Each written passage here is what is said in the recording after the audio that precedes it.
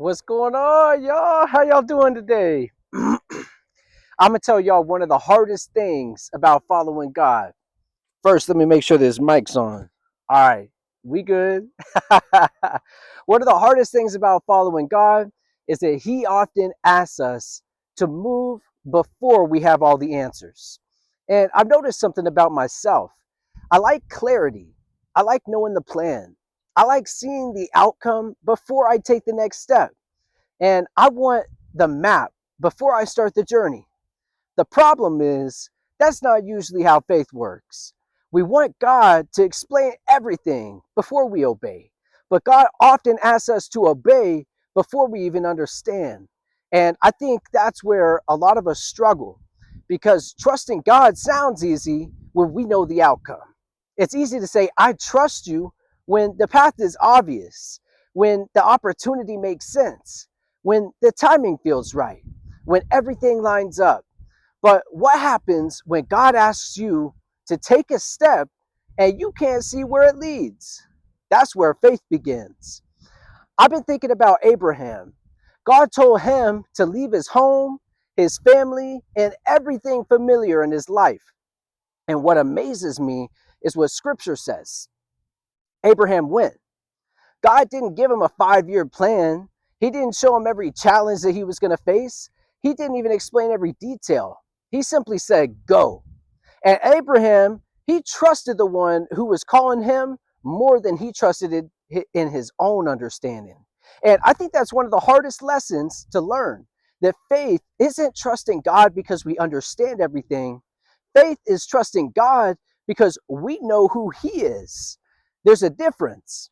Because if our trust is based on our circumstances, our faith will always be unstable. And some days things will make sense, right? Some days they won't. Some prayers is going to be answered. Others will feel like complete silence. Some doors are going to open for you. Others are going to close. But God doesn't change when our circumstances do. And I've realized that sometimes I ask God for direction, but what I really want is control. And I want Him to tell me exactly what's going to happen. I want guarantees in my life. I want I want certainty. I want Him to let me know what's going to happen. But sometimes God doesn't give us certainty about the future because He's trying to build trust in the present. And if I knew every detail of the road ahead, I might trust the road more than I trust God. And God doesn't just want us to get to the destination, He wants to transform us along the journey. So think about Peter stepping out of the boat. Everyone remembers that he walked on water, right? But before he walked on water, he had to step out of the boat. And that first step probably didn't feel very logical. It probably didn't feel safe. It probably didn't feel comfortable. But obedience rarely does. Sometimes obedience looks like forgiving when you don't feel like it. Sometimes it looks like walking away from something God is asking you to surrender. Sometimes it looks like having a difficult conversation. Sometimes it looks like serving when no one notices. Sometimes it looks like waiting when everything you want is to rush ahead. Obedience isn't always dramatic. Most of the time, it's found in ordinary moments, the small decisions that nobody sees, the choices that are made when there is no applause, the quiet yes that only God knows about. I've been learning that God is less concerned with giving me a life that I can fully predict and more concerned with building a life I can fully trust Him with. Because if I only obey when I understand, then I'm not really trusting God. I'm trusting my ability to figure everything out. And I've learned something about my own understanding. It has limits. I don't see everything God sees. I definitely don't know everything He knows. I can't see how one conversation changes someone's life. I can't see how one season of difficulty prepares me for something ahead. I can't see what God is doing beneath the surface, but He can. And that changes everything. I've also noticed that delayed obedience is often just another form of disobedience. We tell ourselves, I'll obey when I understand. I'll follow when I'm ready. I'll move when the timing is a little bit better than it is right now. But sometimes the reason God hasn't shown up for the next step is because he already showed up on ones before it.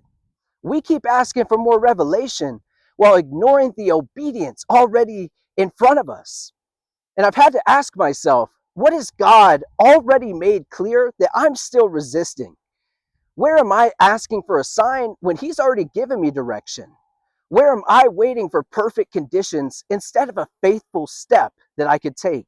Because there will never be a perfect moment to follow God.